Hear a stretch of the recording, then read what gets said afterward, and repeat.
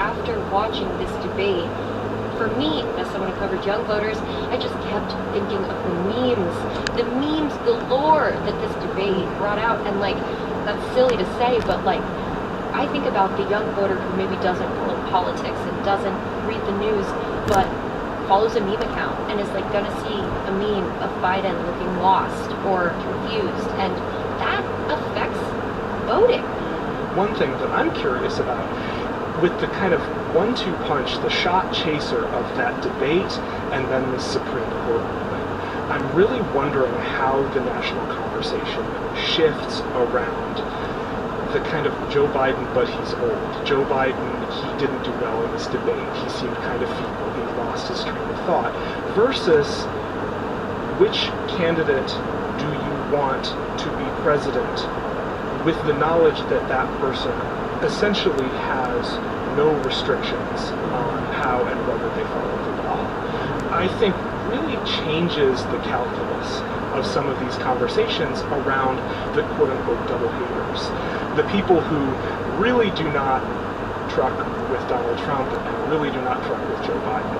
And what do they do about this election? Do they sit it out?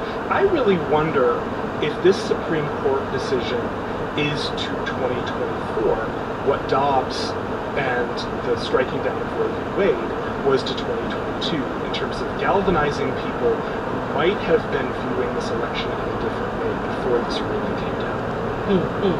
You know, speaking of politics, one of my biggest pivotal moments this year, the moment when Republican Representative Marjorie Taylor Greene verbally attacked Democratic Representative Jasmine Crockett. I think you're fake eyelashes. No, ain't nothing. And, you know, her words were instantly denounced as racist. And then we had Jasmine Crockett's response. If someone on this committee then starts talking about somebody's peach-blind, bad-built bush body, that would not be their personalities, correct? Oh, what now? Episode about back and forth. It was this crystallizing moment where it really felt like the gloves were taken off. And it seems like across culture, we are not putting them back on. You know, in the world of music, we also saw Kendrick Lamar and Drake take off their gloves, using women and children as pawns in their rap beef. Steven, I know grievance is a word that's been on your mind as you've been following music. Talk to me about how you see this theme popping up across popular culture.